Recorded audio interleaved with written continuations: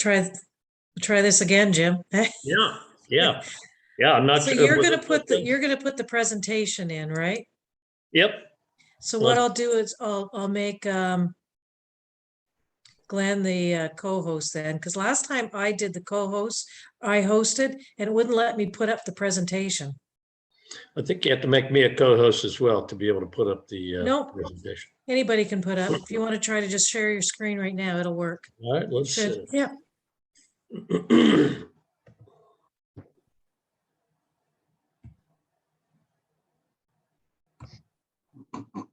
All right, I'm sharing. Everybody see it? Yeah. Good. Hello, everybody. I told Jim, everybody stay away from me today. I have a cold. Hey, I'm just getting over COVID, so. Oh dear. Well, the last few days have been okay. I've just been tired. Glenn was here, but he's gone. Where'd he go? No. Is this him coming in now? Someone's coming in now. Oops. Uh-oh. No.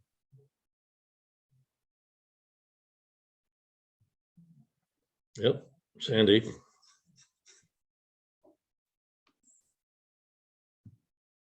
I mean, You guys can talk while we're waiting. I might have to pinch hit for Glenn. I'm Jim Ellison, and I'm the fundraising chair for the district, as well as the foundation rep for my club, and a past president. A couple of years back, been in Rotary since 2009. Who wants to go next and introduce themselves in the meantime? I am Dave Alexander. I am district governor nominee designate. So I'll be the district governor in 3 years. And I am from the Rotary Club of Welland. Great. Who's David? Go ahead. Get the other David. There's my brother, David. Brother Dave. I'm Dave Barry. I'm with the Rotary Club of Niagara Falls Rise, and I've been trying to push a cluster funding, so I'm here to listen to other sides. We're ready to get rolling here? Yeah, we just started introductions without you. You want to go? Okay. Well, yeah. Do you want to go to the next slide? Yeah. Thank you. I'm starting, and Jim's going to take it on after me. First of all, the agenda tonight, introductions, which I understand most of you done, which you're going to have to do it again because I wasn't here. We haven't actually, Glenn. Okay. Only. Okay, then we're gonna, the next thing we're gonna look at is discuss the role of a club foundation chair. We were gonna have breakout rooms, but we are the breakout room based on the number we have. We'll be asking some questions and just looking for good discussion. Then we're gonna look at the resources for the club foundation chairs and talk about RI reports. And then back to the other one, Jim, sorry. Yep, sorry. Maybe not. Well, it's all right. Don't worry about it. I can finish off. I have it in front of me anyway. Then we're going to talk about inspiring members to contribute, how to do that, have a discussion. Then we're going to talk about the use of the district assistants, what we can do for our RIF chairs. And with that, I want to start with introductions. My name is Glenn Christ, and what I want with the introductions: club, how long in Rotary, and present role. I'm Glenn Christensen, Rotary Club of Brantford Sunrise. Slow down.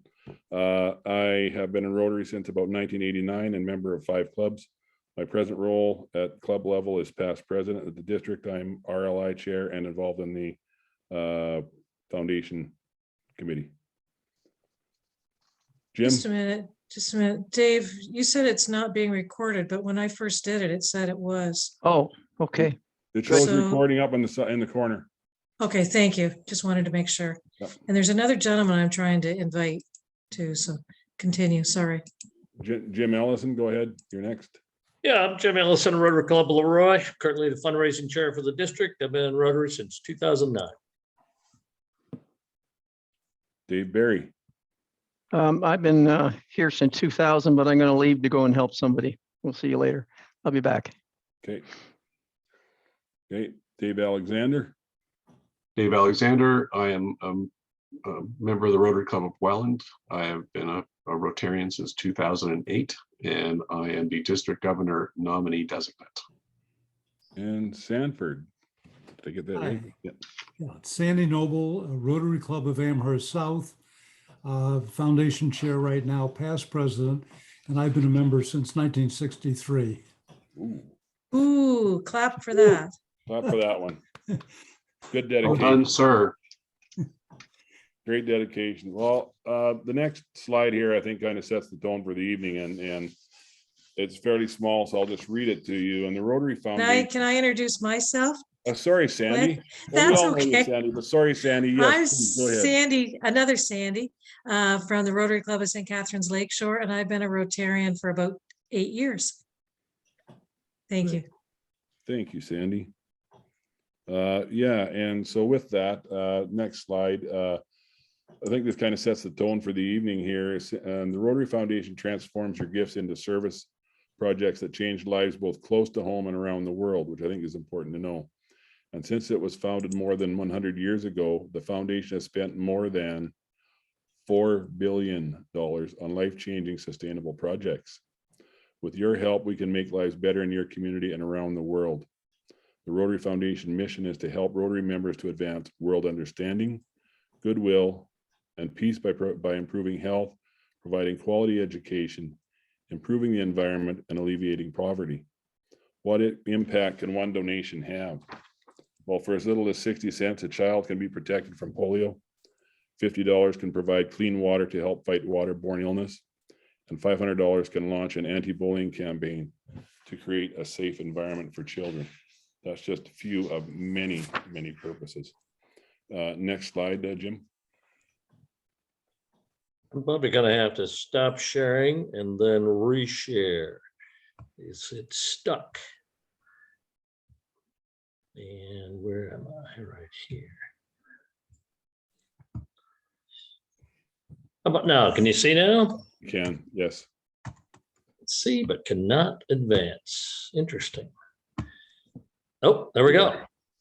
Okay, Went so too many bits. There we go. no, back to the old, oh, there we are. So first of all, we want to start with having a discussion around the role of the club foundation chair. And this is kind of a, going to be an open discussion with the four of us, but this is being recorded and it will be useful for other foundation chairs who look at this recording. I want to take a few minutes, and this is kind of a twofold discussion, and I have my answers, but I want to know what everybody else says. So please feel free. So first of all, what do you feel the role of the club foundation chair is? And second to that is, what is the expectation of the club foundation chair? I'm going to pick on Dave Alexander because, I'm facilitating tonight and you're the participant as opposed to me sitting through RLI. Dave, first of all, what do you see the role of the foundation chair as being? Foundation chair acts as a link between the club and district and RI functions in terms of providing information to the members on how their donation is to be used. There's various activities, pool, district grants, etc., international projects, and then the foundation chair convenes, hopefully, at a club level, a committee to work on foundation giving. The Welland Club is one of those clubs that it's every member every year club, so we don't have to beat the bushes for people to give every year. It's just part of your annual membership. So that kind of it kind of separate. It's almost like there's two different kinds of clubs that actually have giving every member every year, and clubs that don't have that structure. Okay. And Sandy Noble, what do you see the role of the club foundation chair? Or maybe that's why you're here to find out, but what do you see it? How do you see it as? Well, I can only define it just by our own experience. And basically, I'm the fundraiser for the foundation within the club. So to be candid with you, I've tried to avoid getting involved directly in other fundraising things like acting as treasurer, because I think it would be a bit of overkill, but once a year or twice a year, depending on the particular programs, we solicit the members. We're not automatic like you have in Welland, and ask them to contribute what they can to support the various funds of the foundation. When, can I ask a question about your soliciting, Sandy? Do you do it one-on-one, or do you just do it as at a meeting?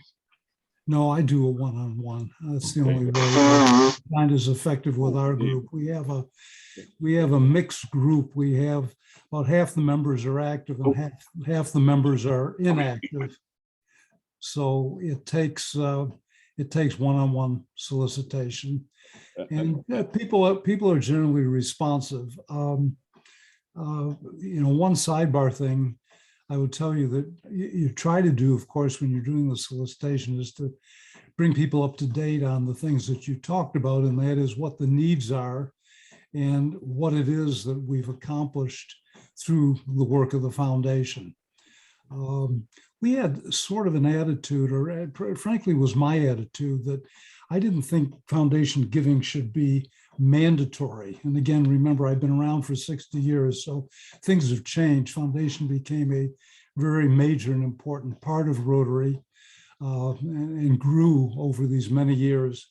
But I really felt it was something I wanted to solicit people because they wanted to do it and did realize what the needs were and what the benefits could be, not only to Rotary, but to the world by giving.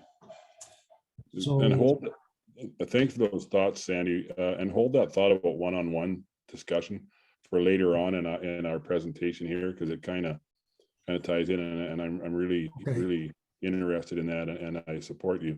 Dave Barry, I know you had to leave and you came back, but we're just talking about what the role of the Club Foundation chair is in the club. What are the expectations of the Club Foundation chair? From your point of view, what is your answer to those two questions?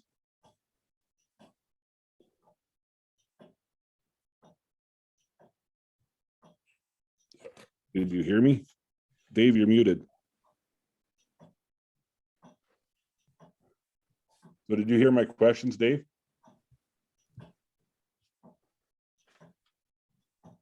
Still can't hear you. You might need to turn your volume up, Dave. No, I got it there. Sorry. That's Three okay. switches. The club foundation chair should be a promoter, and I think that's the key element to the whole thing.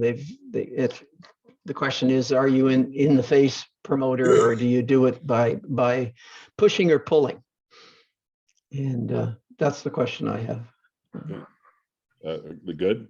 And Jim Allison, what do you? I don't want to duplicate what other people have said, but I'll just tell you that I always make use of the reports that are available. And so once a year, every person in my club gets a letter that tells them exactly how many points they have, how much they've given. And that includes their ability to perhaps nominate a Paul Harris Fellowship, someone else in the club, or even a non-Rotarian for a Paul Harris Fellowship. Excuse me. I think the other point is I always have something ready, even if it's a 5-minute talk, when the president shows up at the meeting and says, well, we don't have a program today. I said, well, actually we do. I can always talk about the foundation. So I kind of become a little bit of an irritant, but I think sometimes that's what it takes to raise money. That's an impromptu, what I would call is impromptu speech on the Rotary Foundation that's prepared. But I think that falls into the Rotary Foundation minute. Sandy Chard, where do you see this? And then I'll put my feel. I'll tell you what I feel about it. What do you feel the role of the Club Foundation chair is, and what are the expectations of the Club Foundation?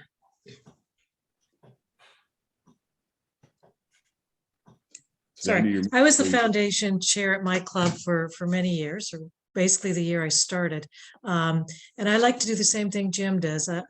I tried to always have a speech ready, but I also asked the president one year if I could just have 2 minutes every meeting to just say something about the foundation. Either it was about doing grants or about the annual fund. I like to go both ways on it. So to do the two, and definitely a one-on-one as well. I think you need to go both ways. Some people do better with one-on-one and some do better with groups, but it's definitely keeping top of the reports. I find the endowment fund a tough one to talk to people about, but it's something that we need to as well. But I think you have to do the grants and the giving and the taking. So you need both ways. And I think I'm hearing a common thread here in my answers. And I think everything that has been said here is exactly what is answer the question that I have. Under what you feel the role of Club Foundation Chair is, I have educate. And by educate, I mean educate your members about the Rotary Foundation. And I'm going to tell you why it's important to educate. And this is from personal experience. And I'm embarrassed about this story now, but I wasn't back then. I didn't know. Back in about 2000, and I belonged to one of the Rotary clubs out west before I moved down east down here. I got a phone call one night about whether or not I was going to donate to the Rotary Foundation. And I said no, because I didn't know I wasn't new to Rotary by any means. I think I've been in Rotary about 11 years, 12 years, but it was my fourth club. I said no, because I didn't know what the Rotary Foundation did. Because none of the clubs that have had that education portion about the foundation to any of its membership, which is that promotion that we're talking about, or a link. We have promote, we have link, link between it's all part of what we've talked about here. So that's why I think education is so important about the foundation and what it does, and the district can help there. And Jim will be going into that later in the program. And so my expectation from Club Foundation chairs as the annual fundraising chairs, and I like your idea one-on-one, Sandy, because that's what I've had success. But with that education portion, when we go to the one-on-one, we can't, when I say we, the district can't fund district grants or global grants without money coming from our membership.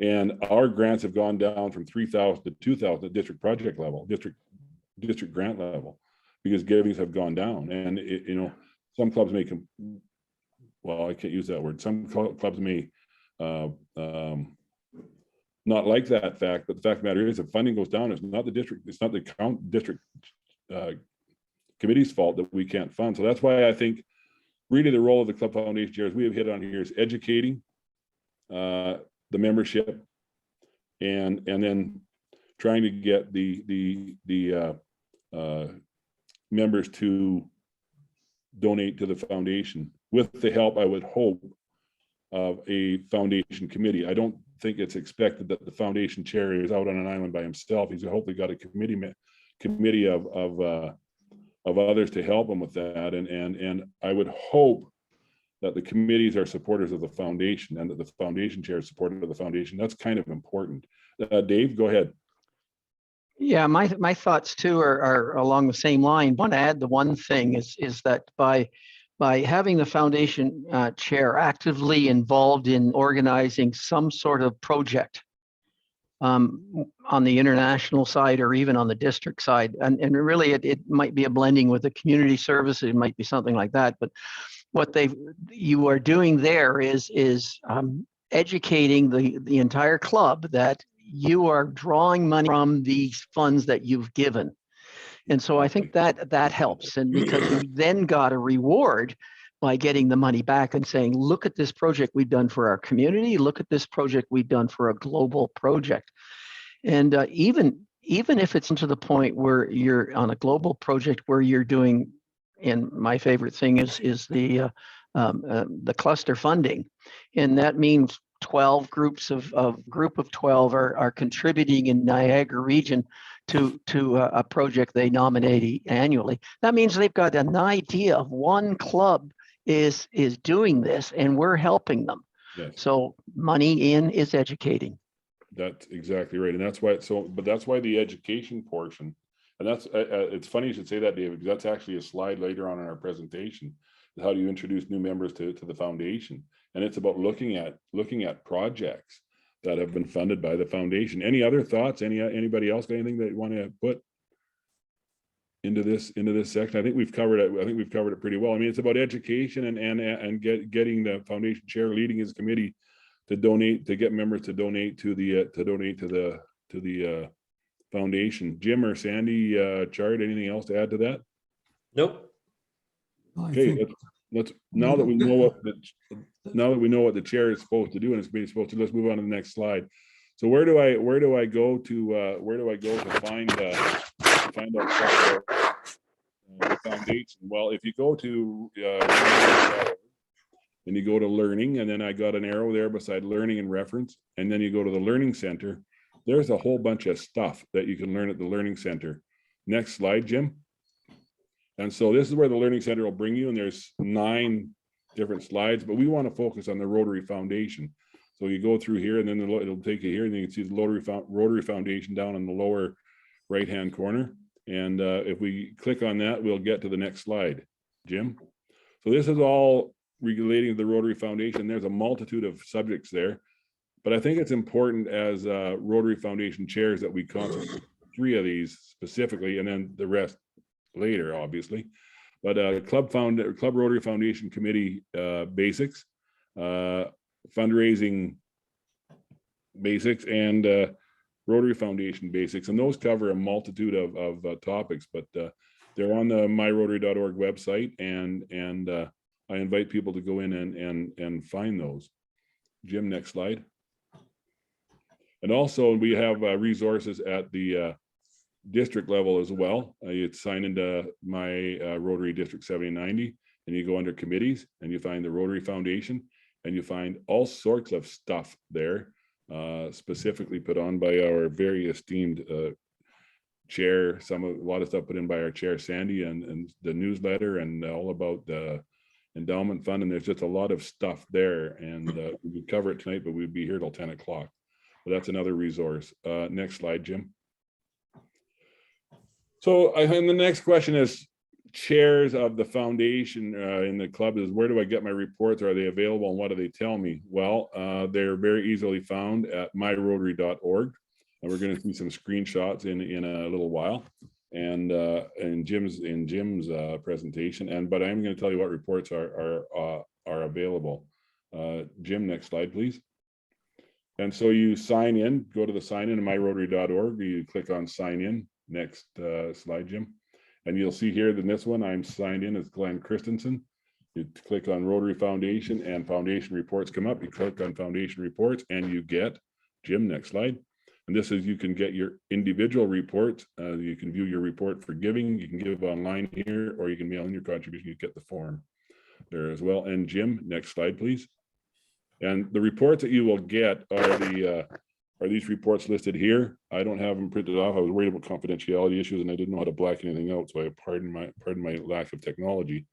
But the easiest way is go in for yourself. The Paul Harris Fellow and Benefactor Report is kind of self-explanatory. That gives you a list of all the Paul Harris Fellows in the club and the benefactors in the club as well. Club Recognition Summary gives you member by member contributions and how much they have for club recognition points. And it'll also indicate when they got their Paul Harris Fellow and what level of Paul Harris Fellow they are at. A major donor, Arch Clump Society and Bequest Society report that tells you who your major donors are, members of your Arch Clump Society. Club fundraising analysis, that gives the club information. And the Paul Harris Society report indicates who your Paul Harris members are and who are eligible, which is $1,000 US per year. And Sandy, Chard, can I have you explain what the Club Foundation banner report is? Because I'm not sure what that one is. Would you mind explaining that one for me? The club, which one? The Club Foundation banner report. You know what? You just stumped me today. Sorry. No, that's all right. Yeah. It's not the most important. It's probably the banners for the 100% clubs, etc. Yes. Yeah. It's not one I look at, sorry. Yeah. Well, it's not one that I look at either, obviously. So that's the Glenn, report that are available.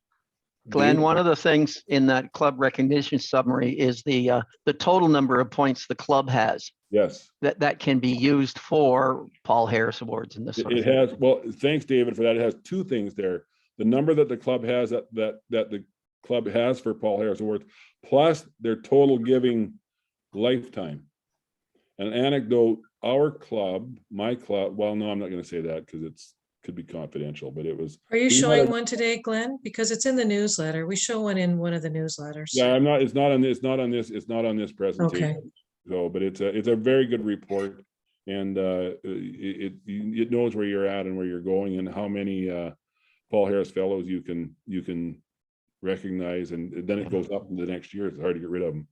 So that's the reports that are available. Jim, next slide, please. So our next question, and this is, we've talked about this a little bit, but I think we really have to talk about this, and because this is tough. It can be, how do we inspire new and longtime members to contribute to the Rotary Foundation?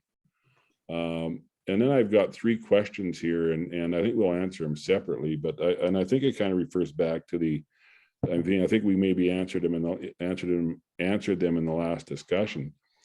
But my first question is, why would a new member make an initial contribution? Anybody?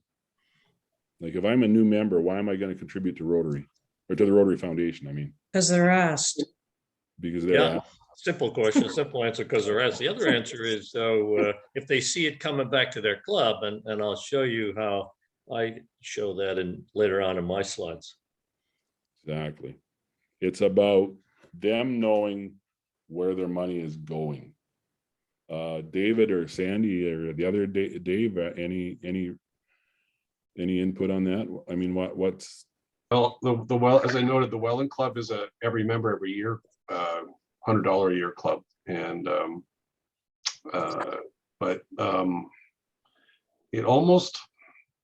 it's kind of like, it's easy for us to tick that box, but it almost, in a way, candidly speaking, makes us a little lazy in terms of asking for more, because in fundraising, you always want to ask people, well, where's the rest of the money? Because if you, let's say, have a maximum contribution, you want people to top that up and include it in their planning.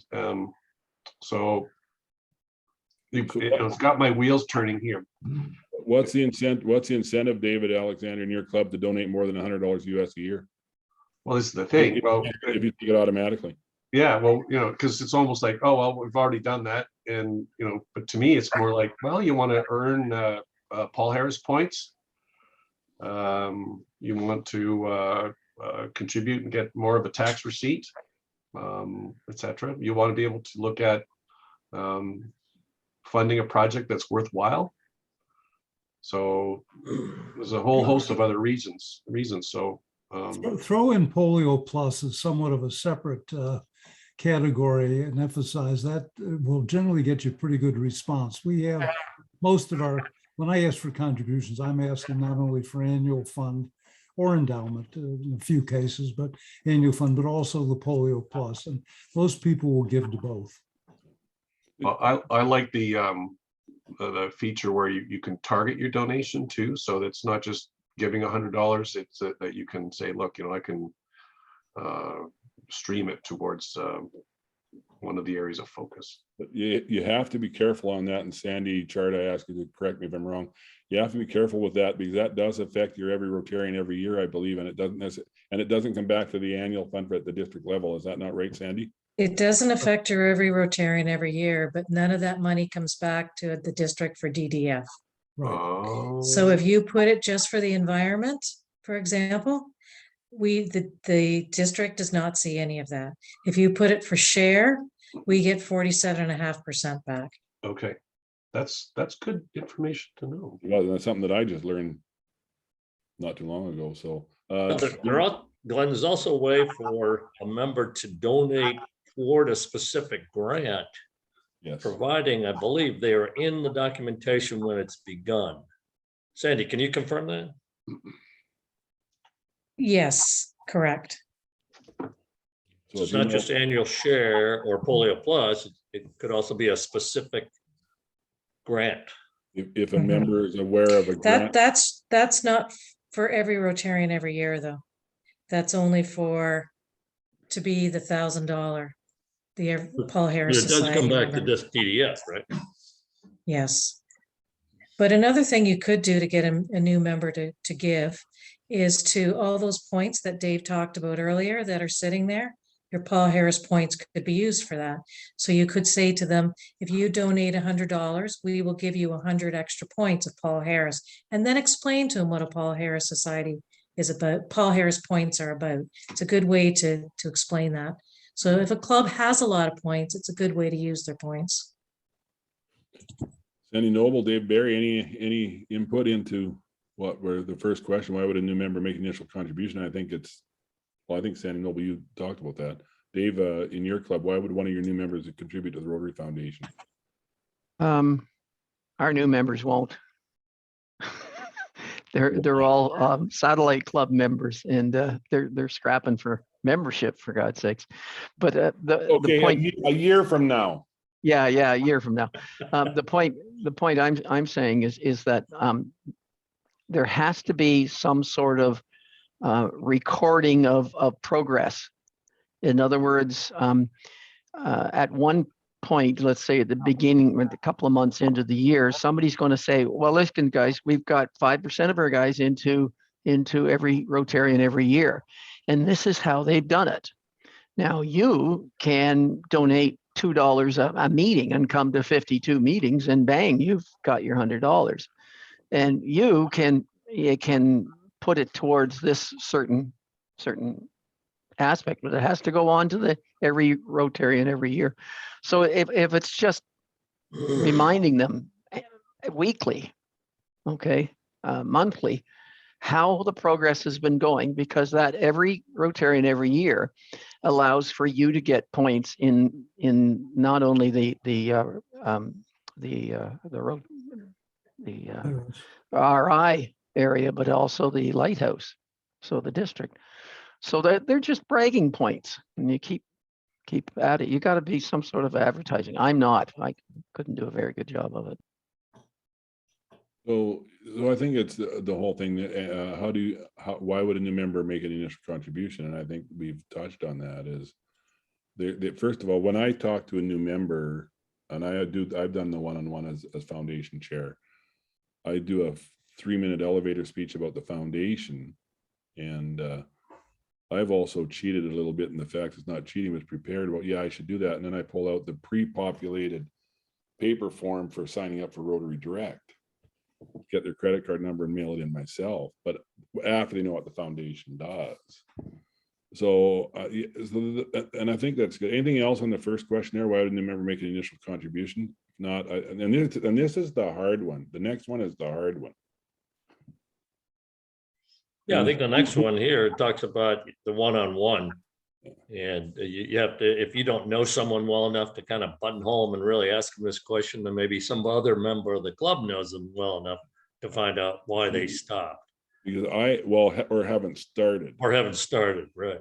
And I was close to asking a member that, who was a longtime member who's never contributed to the foundation, has told the people in no uncertain terms that he's not going to. So, and I haven't experienced that yet, but I mean, what do we do if there's a longtime member that just doesn't want to contribute? Do we just give up, or do we keep educating him, or what do we do? And I mean, I guess that's a question that I'm quite happy to have one of you answer. I think that both those points go hand in glove, because being able to do a club presentation on the impact of the direct impact the club has made on a project, slides, showing before, during, and after, and then knowing your audience, you'd be able to close in on that member and say, did it move you? And if you make a contribution, we could just do more. So I think it's got to be a lot, if you want to get every member involved, it can be a little more tactical. Yeah. One of the points you're mentioning, I just want to point out that the brand center on RI has videos and methods in order for you to be able to market your foundation stuff, and it's quite good. We actually have a link on a later slide for those videos and stuff too. So I would say, Glenn, the biggest problem I have with members, the older members, is they think it's in their dues. They think it's in their RI dues. And I think what you have to let them know is not one penny of your RI dues goes to Rotary Foundation. That's always been the biggest complaint I've had from them. They get enough money from me in my dues. And that's something that we make clear in our presentation to the clubs, is that the foundation and RI are two separate entities, and they're not, they're separate. And but that's the education thing though you're talking about, right? Mhm. Part of the education thing is that your RI dues do not cover the foundation. And it's the education thing. And I think we've talked a lot about this, but let's discuss about how can we educate members? I mean, what various avenues do we have to educate members? Sandy Noble, how do you and your club, how do you educate your members about the foundation? Basically, as I said, we've been having to do pretty much one-on-one. So it's a matter of trying to bring people up to speed as to what's going on with foundation statistically and otherwise. But I sat in on a zone program last evening and told Scott, our president, this morning that I really want to do a presentation at a meeting, as many have suggested, talking about the update. In this case, it was on the polio program, and it was an outstanding session. A lot of meaning and a lot of reason to give. So hopefully we'll get that in. So it's a combination of the one-on-one and also, as everybody said, doing programs on it. You know, it's hard enough for us who have been involved for many years to understand all of the aspects of the foundation, particularly since many things change. And now we have the 47.5 and 47.5 and you know, district designated funding coming back and not, and various areas of focus. So it's hard to keep up. And all you can do is just keep talking and telling people all the positive things that are happening through foundation and hoping that they absorb enough to want to give. But I think also, Sandy, don't forget that you have a district. And sorry, first of all, which club are you with again? I didn't draw. Amherst South. Amherst South. Thank you. Don't forget though that you have and you're going to see a presentation that you do have a district foundation committee that will assist you in doing programs and stuff. And Dave Barry, I believe I talked to your club and you were there, and so you're and you're going to see the presentation. So I guess, Sandy, you're not on an island by yourself. Right. There are resources out there. There are other resources out there that you have available, and so I mean, there's the education thing. I don't think we need to talk about that too much. And we've talked about it through the whole discussions here, and they've been great. You know, I mean, they can be one-on-one. They can be district presentations. They, you know, have them go to the website. There's lots of areas to go. Anybody got anything else to say about how we educate members and how we inspire new members to donate to the Rotary Foundation? In wrapping up this section, before I go on to the next slide, I think education and letting them know where the funds go and giving them some examples are probably some of the best things that you can do to get members so they know where their money is going. So Jim, let's move on to the next slide. And 6 tips to introduce new members to the Rotary Foundation. And I've kind of in the back of my mind, or longtime members who have not given. And this come from the first time I saw this slide was from Chris Offer, posted on the Zone 2832 Facebook page. Jim, next slide. So first of all, and we talked about this, David, I think you talked about this, and this is what we do. You need to do is review current and past club, global, and district grants with the new member giving give a tour of Rotary projects in the community. And I think funded by a grant, or review global grants that you have done and global projects you have done. I mean, that would be one of the first things. I mean, we all know what we've done in polio, and talking about that would certainly help.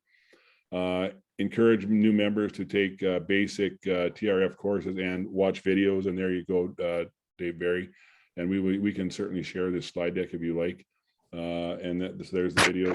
Also refer them to the TRF reference guide. And there's the link. Jim, next slide. Also explain the impact of a gift to the Rotary Foundation and how to donate online or with Rotary Direct. We're going to be giving a link to Rotary Direct. I want to talk about Rotary Direct for a minute from a personal experience. I am a firm believer in Rotary Direct. I've been in Rotary Direct since 2000 actually.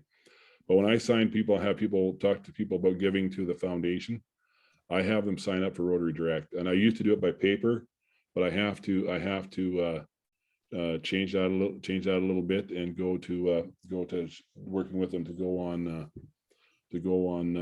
do it on the website. But Rotary, and what Rotary Direct does for you is once they're on Rotary Direct, until such time as their credit card expires, they make their monthly or annual contribution automatically. And I had, and I'm not bragging here, I'm just talking about the success I had between 70 to 75% of my membership signed up on Rotary Direct. And then we don't worry about there here it is here. Thanks, Jim. And this is why the Rotary Direct, and you can sign up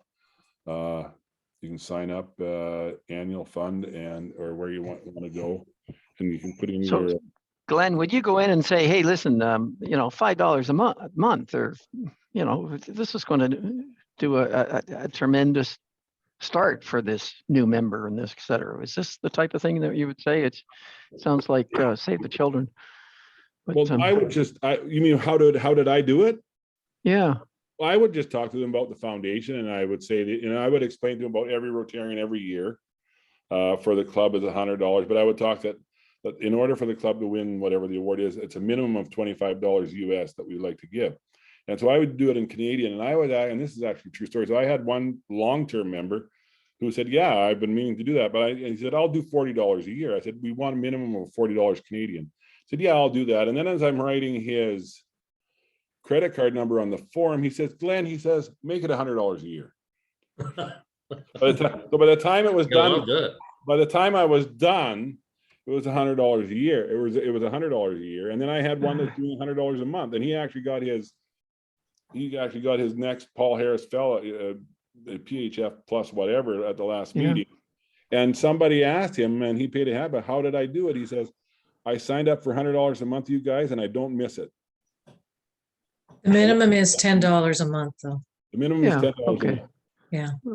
But this is where you sign in at, and once you do Rotary Direct, it's just like part of the advantage of Rotary Direct is the only thing you have to follow as Rotary Foundation chair is if they do not renew their expired credit card at the Rotary Foundation, their contributions will fall off. But then as foundation chair, that's something to monitor in your reports, and then you just have them go into here and have them or have them go into the back end of myrotary.org on the foundation, and they can renew their credit card and stuff. So that's Rotary Direct. It's a really good deal. It takes a little bit of the work off because if you do that, Sandy Noble, if you get them to sign up for Rotary Direct, then it's not, you have a few less people to talk to during the year, which is basically what it is. Like you don't have to talk to everybody every year if they're on Rotary Direct. So I'm a big advocate of it. We got to get back at it because we have slipped through COVID. I don't do it over the phone. I don't do it by email. I do all mine one-on-one in person. Right. That's really, really important to me. That it's in person, not on the phone or not by an email. Yeah. Were you an insurance salesman or something before? Actually, I was a banker in the last 5 years of my career with sales. Yes, it was. Yes, it was. So, and I like to think I was a good salesman. So. I've got a silly question that I find in our club that we have a club foundation. And in other words, the Rotary Club of Niagara Falls Sunrise Foundation. Yep. And it becomes a competitive thing for the RI Foundation. And I'm finding it more and more difficult. I've never been a supporter of this club foundation because I just felt that RI can give us a better buck return. But I don't know.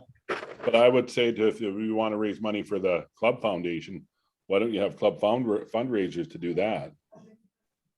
And the members can contribute to the. But I see where you're coming from. I mean, and I think that's.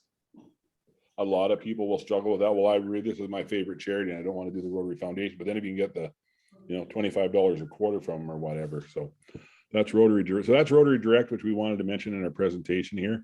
And now, Jim, if we can go back, I think can go back now to the PowerPoint. Dave Barry, you might want to talk to some other clubs because I would say 75% of clubs have a club foundation as well, and it is one of the issues. Yeah, you should see it now, Glenn. No, I still see. No. Yep. Wow, and my screen, I'll stop. and You got to reshare. stop sharing and go back and share again. See, this is why I didn't do it, and I appreciate Jim. Vagaries of Zoom. I'd be really appreciate Jim Ellison being my slide flipper tonight. Wow, took me all the way back. Let's see. There. Yep, that one right there. Yep. And also remember, we have our own videos on our plug and play on our website. Yes, there's lots of on that website that we talked in the earlier slide. You're gonna bring it up, Jim, to the big slide? Start from current slide? Yeah, let's see what we can do. But I want you, in the meantime, I want you to tell me about that new virtual thing in number 6 there. Consider having club match Paul Harris. Oh, that was a very poorly typed, yes. This There. should say, consider having, okay, then my typo, my fault. Consider having the club match Paul Harris Fellow recognition points for new members who donate during the first year. I broke my rules and I apparently didn't proofread this, and for that I apologize, but that's Me too. That was within, But anyway, who donate within, that's where it came from, who donate within the first year. So a club will have all those points. Once you've educated them on the Paul Harris Foundation, if they donate $500 this year, the club will donate $500 or 500 points from their kitty, and then they'll become a Paul Harris Fellow immediately. So that's the 6 areas that we can educate new members or members who have not contributed. Hopefully that has been some helpful. That's part of my, any other questions on the first part of the presentation regarding resources and educating members? And I'll give another way that Yep. worked. Absolutely. Rotary Club of St. Catharines this year was 100 years old. Anybody that donated to the Rotary Foundation, they gave 100 points to. And it was very successful in their club. So that's another club matching as well. And that's all these things that we do all goes back to the edge. And I think the real thing that I've heard here in this first part of this discussion is education, knowing what it's all about, and then putting out the ask. But the ask is easier to do if we've educated the club or the members on what the foundation is. And I had the pleasure of talking to Niagara Falls Sunrise earlier in the Rotary year and enjoyed it, and I got some positive feedback on that. So any other questions on what we've talked about so far tonight? Hopefully it's been some assistance, and I'm gonna now turn the mic over. Thank you for your time so far. And one of the things we said at the beginning of the evening was, what can you use for district assistance? And we actually have a presentation, and they all vary a little bit, but they all have the very same information in them. And I'm going to turn the mic over now and turn the rest of the time over to Jim Ellison. And Jim is going to present to you one of the presentation that he has put together and what it looks like. So Jim Ellison, over to you. All right, thank you, Glenn. Appreciate it. I'm going to run you through a bunch of slides, but I want to tell you up front that I try to stay away from death by PowerPoint whenever possible. So I've tried different ways. I've actually handed out questions, a list of questions around the room before I start, and then I'll just randomly pick somebody, and the question might be, how do I donate to the Rotary Foundation? And I'll just skip right down through my slides to that part. Because of course you got varying levels of knowledge about the foundation in your clubs, I'm sure, as we do. The questions are the kind of the standard who, what, when, how, where, why, how much sort of questions. Not a lot of difference there from normal questions, but I do like to shift around through the slides. Most of these are not my slides. They either came from the foundation or the district website or from others on the committee. Sandy, appreciate some of these came from you. But this one I like because really it just tells you, hey, the Rotary Foundation is the charitable arm of Rotary. And it shows you that it's different from Rotary International, and that right down to the point of having a separate board of trustees. So the mission is kind of standard stuff, as you know. But again, here's another point about why people might give. If you can convince them that their money is really stewarded in the best possible way, and there's probably not that many charities out there that have a 13-year record of a 4-star rating from Charity Navigator. Kind of puts a different spin on why the foundation has flourished and why people might want to give. Funding, I try to take them through from the simple to the more complex without doing a CPA level accounting presentation on how the dollars flow. I like this slide though, because it answers that trivia question. What's the difference between a Paul Harris Fellow and a Paul Harris Society member? And what I do before I go in front of a club, I've already checked. I know which members of those clubs are Paul Harris Society members. And in the case of John Schrock at Akron a couple of weeks ago, I didn't even give him any notice. I just asked John, tell me what the difference is between the Paul Harris Society and Paul Irish Fellowship. And he was able to tell me without any trouble, of course, because he's that kind of guy. But do your homework before you go give a foundation pitch, and I think you'll have more success.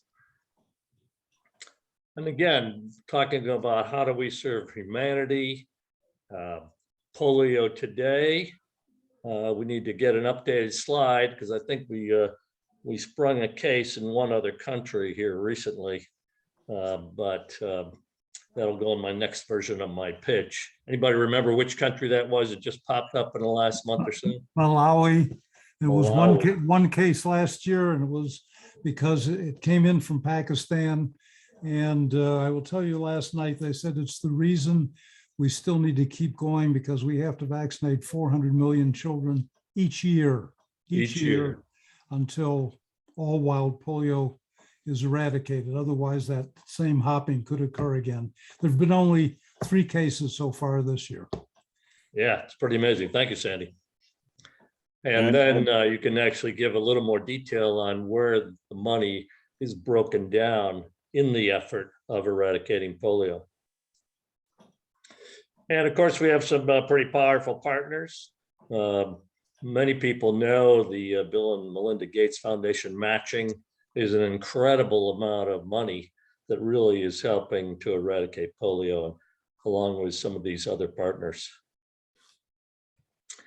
I've actually gone out of the presentation in PowerPoint and I go to this video. Many of you have probably seen it, but it actually shows you children in iron lungs and rows of them, as there used to be in some school gymnasium. It's a powerful video. So I recommend that to you. And we're going to get these slides out to everybody, right, Sandy? Yeah, we can do that. And I was going to say, I recommend this video to the most that have younger people. So your Dave Barry that has the your new satellite club, which is more younger, because most of those kids don't know what polio is. Yep. And here's another kind of how to, this slide I kind of just picked right off the RI website, but it gives you, hey, step by step, how to set up a fundraiser. The amount of resources available to us is pretty significant. Excuse me. And then I'll take the club fundraising analysis for whatever club we're doing, and we'll talk about what their trend has been like the last 5 years. I'll talk about where they are in the current year. Obviously, this is my own club, so I'm not afraid to show it, and I'm not talking out of school here. I think we've done okay, but we can do better, especially when I look at the annual fund per capita giving, quite a bit below the average in the district. And of course, our membership's going the wrong way right now. But We're working on that. Your giving per member, though, Jim, is on the right. It's going up every year. Yeah, it's trending up. but some clubs, yeah, the funny part is sometimes when I get invited as a district rep, I'm going to a club and I'm preaching to the choir because the Akron guys they were up about 121 per capita compared to the district of 107. So, and then the lower right is important because it does allow you to look at, you know, how you're doing with every Rotarian every year, who are the sustaining members, et cetera, and Paul Harris Society eligible people that are not yet a member. And then I downloaded the history of grants that have been awarded.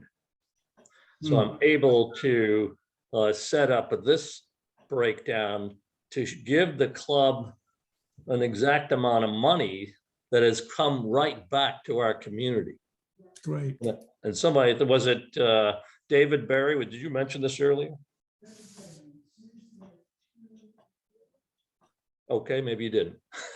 Somebody did. It was the idea that you've got to show them the results in tangible numbers. That's all. Right. So it's the important part about this slide. Again, give your club the benefit of the details. So this pool flooring grant from the year I was president, and then the bleachers right below it the next year are part of the beginning of a major project we're doing on a multi-year basis in one particular park in the village of Leroy. And so we've got a good start on that, and we're looking to do a lot more. And we just set up our own club foundation to support that multi-year project. So it may be a little bit of a competition going forward, but I think Sandy mentioned 75% of our clubs have these local foundations, and we're still doing okay. Now on to the donor history. Most of you know this is a personal look, and it's been redacted here a little bit to protect the innocent. But again, when you're doing your one-on-one, bring along their donor history report and explain it to them, and go from there. All a matter of education. And then this is the actual transactions. And then, you know, in the case of the US, our dues, well, I'll speak it for my own club, our dues I know are a lot lower than the Canadian club dues. And you can see that kind of in this slide. But then you look at Singapore and you're saying, wow, these people have a level of giving above and beyond. So just more education. And here's the ways to support. We talked about that already. I give a plug for every Rotary every year, and you're all familiar with that. Then we talk about the Paul Harris Society.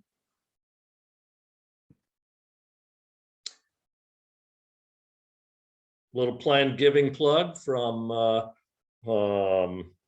member of our committee last year who stepped away. Sandy, what was his name? I've lost it, sorry. Yeah, me too. Yeah. Are you talking about AJ Block? AJ, yeah, Yeah. sorry, good. Thank you, Glenn, appreciate it. Yeah, so always a possibility for people to put the Rotary Foundation in their will. And maybe your company matches. I know we have several members whose company actually pays their dues. And so the logical extension of that might be, hey, would that company then match any employee donations above and beyond the dues? And then the kicker here, the thank you from some of the beneficiaries, and the fact that most of us are proud donors in one way or another. And then, of course, I had to throw in the Best of Friends Heritage Endowment Fund each time since we've been working on it. And in this case, this was also my cover chart for the Akron Newstead Club. And most of you recognize Melissa Schrock there front and center. So that got a couple of comments in that. And there's the flyer for the District Heritage Endowment Fund. Leave them with the contact info. Put that last, but I think that's it for the slides, but I did want to go back to, and I'll probably have to zoom. Pardon me while I find that. Oh, I know it's not this, but it's going to be because there is a lot that you can do on the spur of a moment. Just if you have access to a computer that allows you to open up the Rotary Foundation web pages. I'll just scroll down here slowly, but again, you see this is where I snatched that one slide for Glenn earlier. Here's a couple of 3 impacts and some historical perspective there and numbers and dollars, a breakdown of global grants and the Charity Navigator figures as well. So there's all kinds of information out there for those impromptu times when maybe it's your foundation moment, or maybe it's your substitute program or whatever it is. And if you're like me and Glenn, you like to talk. So take the opportunity and let it happen, let it roll. Jim, can you show our webpage, the district webpage? District webpage. Yeah, Sure. and show the foundation, because where the plug and play is, because if you do have that 10 minutes where somebody doesn't show up, you could always play one of the videos. Let me just log in And there's a couple really good videos that we have. One we played at the grant.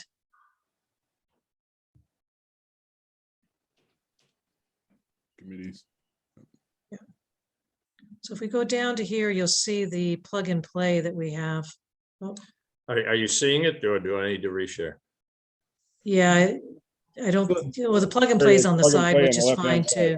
It's on the left-hand side, which is fine too. Right there, yeah. But these are videos that we have found on the Vimeo. Some are our own videos from the clubs as well that have given us what they have done. And Once Upon a Time, or which one? Which one do you like? well, I just think there's a lot of them there that they could look at. These videos They can do it on their own, but just Yep. to show them, we have our own that are done there, and we're continually upping them and putting new ones there. And we had, I'll speak to that too. We had one of our recipients of one of our district project grants do a video thank you. And sorry, it's very emotional. What you don't, as Rotarians and with the foundation, I don't know if we understand the impact that we have in some of these organizations. And, you know, we're referring back to how, you know, new members or members haven't contributed looking at some of these videos.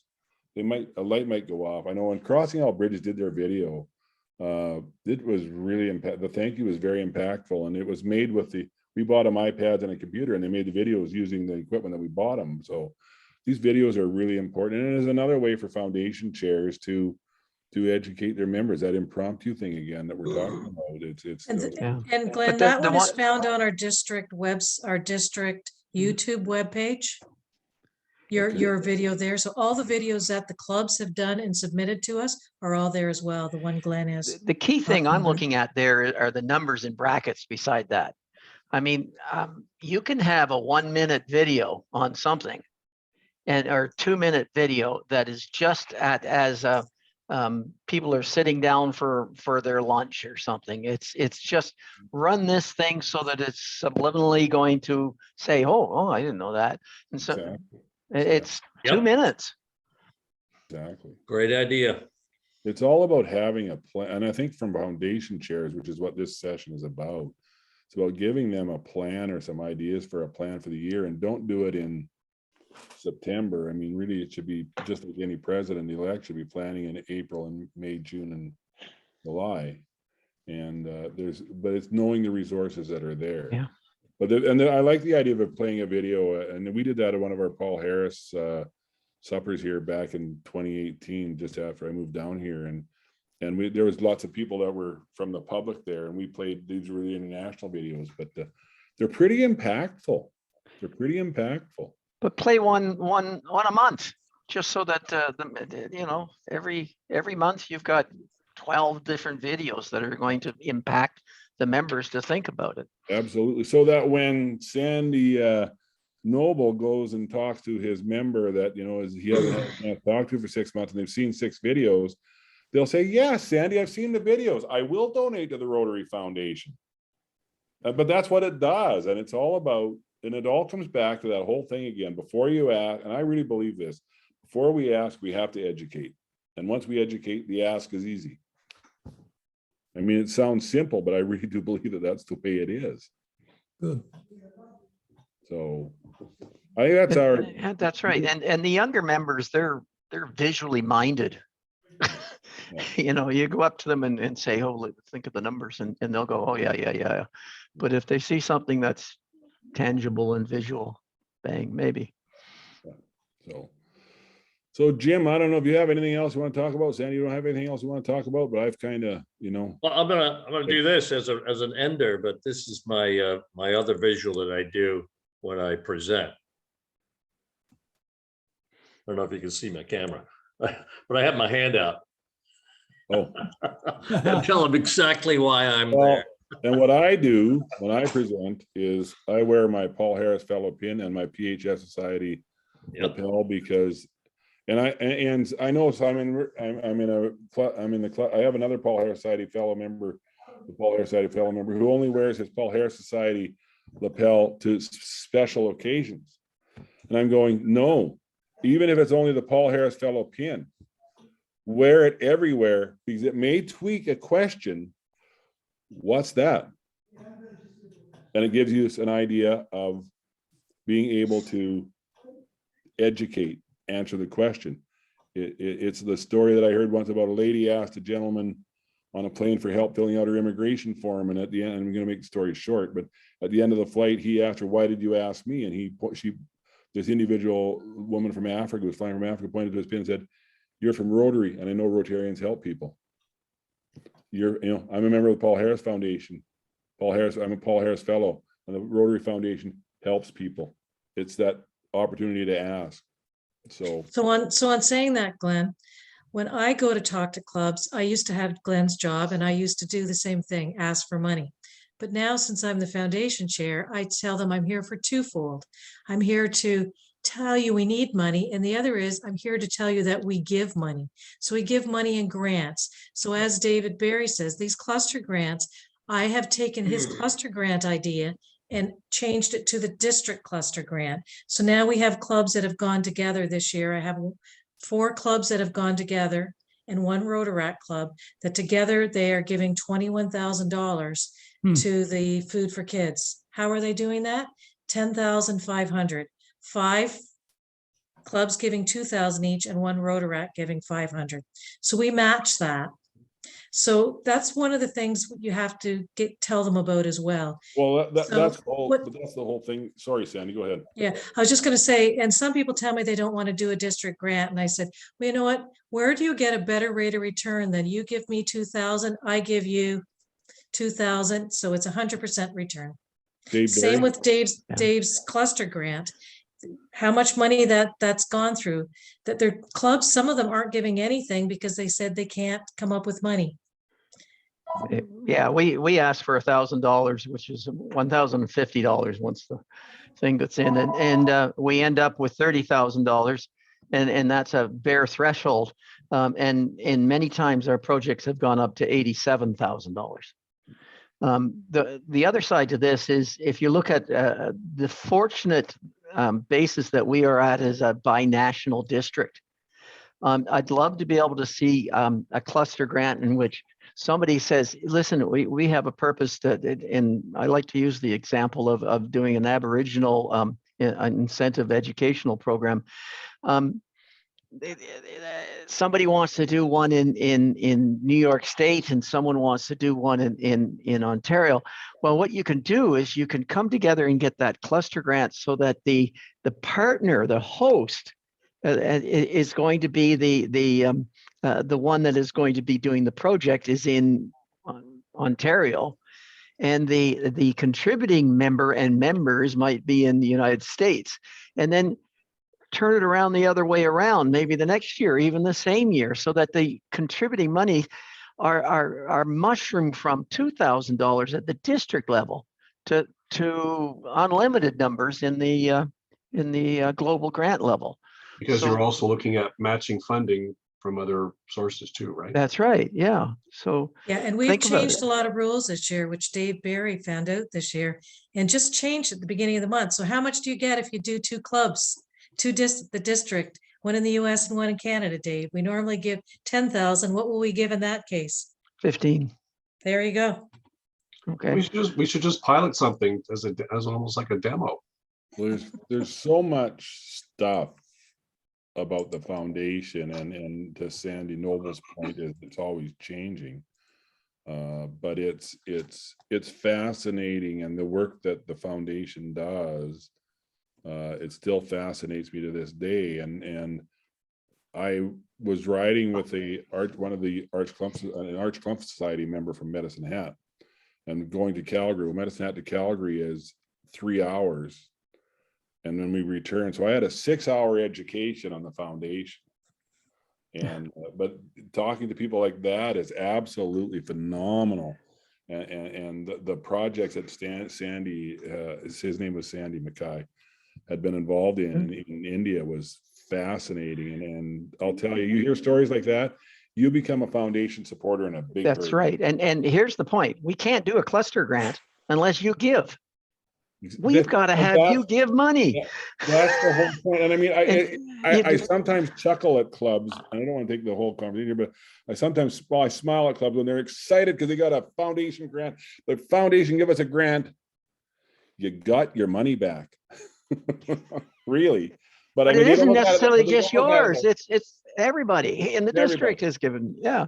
everybody, which we won't even talk about that subject tonight. It would be inappropriate. But it's about non-giving clubs applying for grants, but I'm not going to say anything about that. So anybody else got anything they want to say before we wrap up here tonight? I think it's been a good discussion. We recorded this, so I hope people will watch it. Well, but is there anything tonight that we need to mention for those people that will be watching that we might have left out or want to reemphasize? Well, I think what we want to reemphasize is before you ask, you have to educate.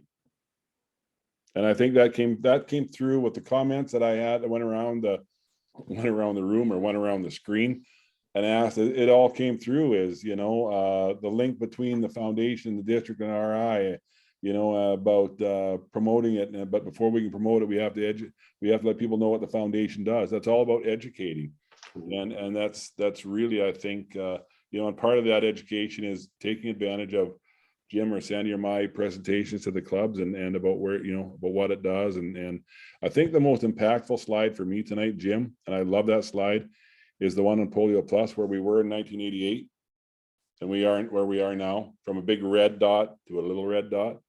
That's pretty impactful for me. So, and I do have my pin on tonight. So, And also add the point, sorry, I was going to say, I'd add the point that look at the resources that you have here. You've got 4 people that I'm eager to get. Oh, I can get your numbers, don't worry.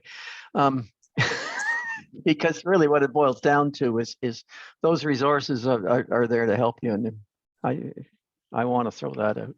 absolutely. I was going to say the other thing that we did this year, we started it in July. We were told that we gave you guys way too many emails. So we went to a newsletter once a month. Every month we tell you different parts of the Rotary Foundation that you can get and learn different things. And they are online as well. And I suggest you look at them because there's some really interesting stuff in them. Yeah. I know Jim wrote an article this month for us. So I have different members trying to write different articles. So Sandy, are those on the district website? Are those newsletters in an archive? They Yes. are, they're Yeah. right in our on our district, on the foundation part. I do send them out to Rotary Foundation and some presidents, and of course the district AGs get it as well. And I do put it on Facebook. Right. So there's almost a dozen there currently on the site. They're, well, since July 1st, and we've had some great response from them. Sandy, do you read them? I believe, don't you? I've never seen them. Sorry. Wow, that's terrible to say, because I do send them to you. You're on my list. Yes, And I've learned my lesson, Sandy. That isn't why I said it, Dave. Yeah. There they are there. Oh, Who the boy. hell reads those things? Well, I am Oh, from now boy. on. There's a lot of Click great one for me. information in there. Yeah, there is. Yeah. Click We try to one put as for much me. as we can different every time, but, and I'm working, so they come out the 15th of the month. They don't come out the 1st because the 1st is our normal newsletter. If you go down the page, it'll show you a little bit about it. So I usually have a newsletter. I usually say something. On the side is dates. So our date coming up right now, everybody wants to know October 1st is our polio ride this year. And then if you go down, Jim, thank you for doing that. It talked about the district scholarship. That's what we were pushing last month. And we had, I believe, 10 or more applications for it. So they're working on that. Talked about this club training that was here today, and about the one on Saturdays about cluster grants that, not just cluster grants, all grants that Aaron will be doing. Yeah. I do thank I'm going to Glenn interrupt for doing here this. because Yeah. really what you're proving is over the last 3 years, this system has changed from in which you have a triangle at the base to you've turned it around upside down so that the district is supporting all these clubs now. Okay, Thank you, Dave. the club is really looking at the district and saying, wow, am I ever getting all this information? And I'm getting the support. Mhm. And if people aren't recognizing that, they're failing to use that to their advantage. Thank you, Dave. And I thank Glenn and Jim for doing this tonight. They've done a great job. What else was in the one last month? I'm just wondering myself now. Oh, I always talk about some grants. I always let you know different grants that have gone on. So, because Yeah. people told me they don't know about grants to do. And then, of course, my Best of Friends Heritage Endowment Fund is there. And right now we're at 92%. So we need another 3,000. And then anybody that takes RLI, there will be a foundation section in there as well. Yes, RLI has three sections. And this is the one that has all the new stuff that's happening. Hmm.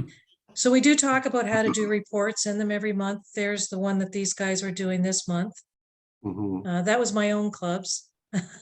And then we talked about what a Rotary Peace Fellow does, because this month is Rotary Peace Fellow. So there's a lot of great information in these newsletters that's written by different members of our committee. But if you're not reading them, they're not worth doing. So Sandy, I got to make sure that you're getting them. Thank you. Thank you. Yeah, but I do know you're on the list because I actually send them out personally. I don't send them through the Rotary website. I send them out personally. Got it. You don't send them out to everybody? No. Oh, that's Well, you why think we should? Well, I'm not a foundation chair. Yeah. No, I send them to, I should put you on the list though, because you do the cluster fund. Thank you. I send them to the assistant district governors. I send them to the foundation chairs, some presidents if they don't have a foundation chair, and I do put them on Facebook as well. Well, put me on the list because Yeah. if there's something there, I'll share it on our club because I Yeah. think Is it worth Sandy trying to send it? No, it's another email. You don't want to send it to all the members. Well, that's what people said. They felt they got too many emails. Dave Alexander, that's part of your new job coming up. What's your feeling on that? I'm sorry, can you say that again? Well, people say they got too many emails. That's why I didn't send it to everybody. Right. I think it's almost a Goldilocks thing where, you have to be on top of, the fire hose of emails and Yeah. have a system that, people's needs are so, adaptive. I get 100 emails a day that I'm almost required to go through. So That's just the deal. So if you don't prepare somebody, with that proper expectations, then, you part of your responsibility as a regular member or some part of the executive is to stay on top of this and have a system. Yeah. Well, I know this month, one of the articles is that Jim wrote was for the presidents-elect to get their goals done. So we're trying to be proactive. Okay, well, this has been great. This has been wonderful. Yeah. Thank you. Thank you. Excellent. Thanks for Thank that, you, Jim and David. Glenn. I was in a way, at first I was disappointed that we didn't have more people, but because we recorded this and we had fewer people and we could everybody got a chance to talk. Hopefully I give you all a chance to talk. And I think if we can now share this with our foundation chairs, that hopefully there'll be the information there. But I think that to me, everything that came through loud and clear was educate and ask. Educate, ask, educate, ask. And David Barry, does your club, Dave, have a foundation chair? Yes. And you're going to be sharing this video with them? No, Well, people read it at their own. I- Remember, I- Glenn, you can't get a grant unless you have a foundation chair. We changed that this year. Right. Oh, shit, is that right? Sorry, That's one- really? Yes, that's one of our rules. We have two new rules this year. That was one. And number two was you have to set a goal. I don't care if your goal is $1, but you have to set a goal. And the only reason is to make sure people realized how important the goals were, because you can't get a presidential citation without goals. I love you. Danny Noble You- is a foundation chair. How did you find Right. tonight's session? Excellent. Did Excellent. Thank you. you learn Okay, anything? no, as I said at the beginning, with everything changing so often, I mean, we've gone through some things tonight, which brought me up to date. Good. Let's say more up to date. It's hard to know it all. We're lucky, we're fortunate to have Shafali in the club. So on the grants part of it, she's pretty much up to date as to what we Oh, have yeah, to do. yeah. I don't think we ever will know it all. We just have to No. know where to go to find it, which is why I showed the slides, Yeah. all the resources, where to go, and there's probably more resources out there. I mean, Well- we could probably talk on the foundation for 3 days and still not. I'll give you my email address. It's sandicharg@gmail.com. So if anybody who's watching this, they have questions, there you go. So Great. Sandy, He didn't get earlier in the year. years, Sandy did have a conversation with me about, being able to start to learn more about this. So if you're, an executive and wanting to keep on advancing in the structure of Rotary, just be able to stay on top on a regular basis on the changes that are happening within the foundation and the processes in the district is really important.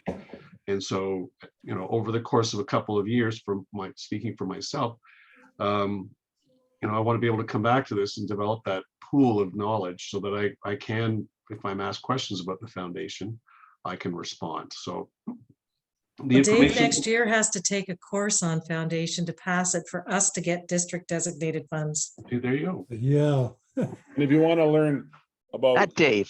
and if you want to learn about the foundation. from Sorry, the- not Dave. Yeah, the other Dave. 2 Daves, 2 Sandys, boy.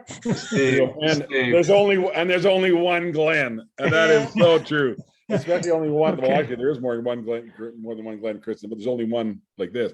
But if you also want to learn a different aspect of the foundation and where to come from, I invite you to come to our RLI sessions and take all the sessions, but listen to the foundation one specifically, and you'll learn even more. So, and there's my, didn't that just flow in nice how I got my The plug, RLI yeah. plug in? Okay. Oh, I Well, can tell you of one the thing spec- that's, One of the specific things I have to tell you that I really found compelling was that list of grants that the Leroy Club did, because we've been involved in so many foundation grants that I've forgotten what they were. But really, we've got to get that list together. So I was hoping there was a website where I could click and it would show everything that the club had been involved in over the years. But we've had, grants in India, many, and that's really got to be a compelling presentation for our members. So thank you for that. Well, it really makes that ask easier for you, doesn't it, Sandy? When you can say, here's a list of what our club has done, and we can't do these the foundation can't do these grants Yeah, without members' donations. So it all ties in all together. Yeah. So terrific. Okay, Sandy, some of that stuff is online, but unfortunately you can't put in your club name and they all come up. You have to go through year by year by year. And that takes a lot of work. Oh, yeah. So Yeah, yeah. are we out of time here then, Sandy? Yeah, we're done. Yeah. well, thank you very much. Well, thank you for coming. I've got to see who won Jeopardy, that's all. I bet you want. won. Dave, did you get this? Hey, date the video here. Thank Good, you. good hanging out with everybody tonight. Why? Good hanging out with everybody tonight. Okay, take care, Thanks, people. Dave. You Thanks betcha. for- Thanks, thanks for guys. this. Bye. If you don't watch it online, it's on the next day. Jeopardy. Has anybody else been watching Jeopardy? Nope. Oh, we're huge. Why we did this is the girl that's winning's from Toronto. She talks with her hands. That's what I get. What is wrong with that? Nothing wrong. Nothing wrong with it. Nothing. I had a Nothing video wrong. taken Putting your hand out. There you go. as I was Dave, I just want to driving. tell you something that, just so that you don't get excited. Okay. The DDF, the annual fund right now is high. But the reason why it's high, it's not because of the annual fund. We won't get it back in DDF. A lot of people gave to the disaster relief fund. Right. We had over 25,000 in this district given to disaster relief fund. Yeah. Well, that makes an incredible impact for my year, right? Yes, we Yeah. need to we don't get the money back from the disaster relief fund. That's the problem. Yeah. But So still, we still have to work hard at getting more money into the annual fund for this year, Yeah. which Glenn's working on. We've got some things we have to talk on how to Yeah. get more. But when we first saw it, we didn't know that. We saw that the annual fund was up to over 105 or something. And I got really excited. And then I found out that about $20 of that is DDF is from the Ukraine thing. Disaster relief, Ukraine. Yeah, which is wonderful. My family's still living in Ukraine, so I'm thrilled and excited about that. But it's something that when you look at the numbers from year to year, you think, oh, we're doing fantastic. And then you find out, no, we still have a long part way of to it. go. Yeah.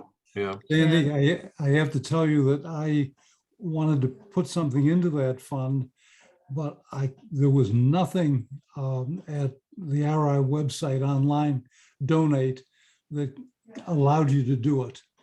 You have to do it through RI's website, yes. No, it wasn't even there. Oh, there was one day that it was out, so you might have been the day that it was out. Okay. But Okay. to let you know, around the world, 10.5 million was donated through the Rotary Wow, to it, to And- the, that's great. And Sandy Yeah. Noble, I want to tell you that looking at your background, I love all your pictures behind you, Oh, your wall. That's I'm assuming that's family. that is. Yeah, that That's goes a back. very nice family wall. It's better than the light you see here. Well, it looks good. well, Sandy, wasn't your there's- father a Rotarian as well? Pardon? Was your dad a Rotarian as well? You're asking me that? Yes.